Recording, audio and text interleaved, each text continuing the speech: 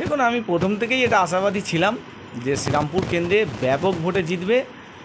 মানুষ দেখেছে যে শীত গ্রীষ্ম বর্ষা সবসময় তৃণমূলকেই পাশে পেয়েছে। আজকে যে কোনো বিপদে আপদে তৃণমূল ছাড়া অন্য কোনো দলকে রাস্তায় দেখা যায় না।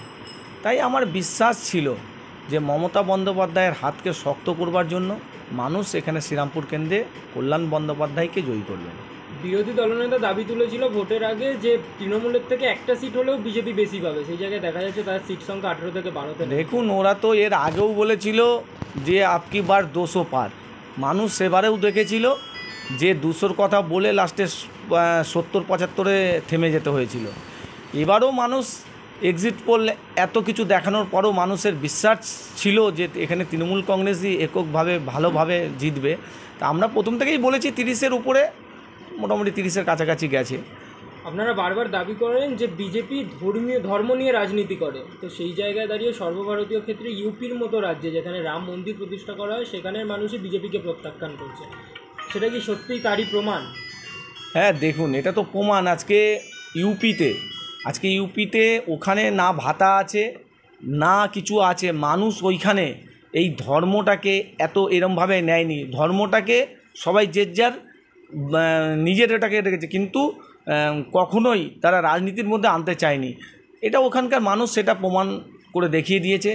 আর একটা জিনিস হচ্ছে, আমাদের এইখানে যে বাইরে থেকে দিল্লি থেকে এসে যেভাবে নেতারা বাংলার বক্তব্য রাখছে বা যে কথাবার্তা করছিল, সেটা এখানকার বাংলার কৃষ্টি কালচারের সঙ্গে কখনোই মিলছিল না।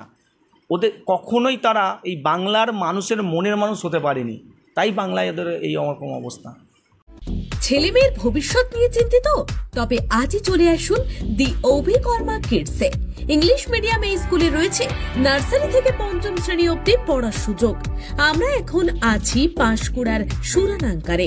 ভর্তির জন্য যোগাযোগ করুন 9045193055।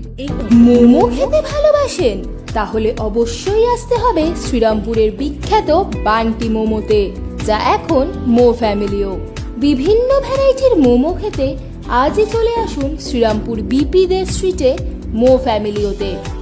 বিশদে জানতে যোগাযোগ করুন 9681247950 এবং 8910553391 এই নম্বরে।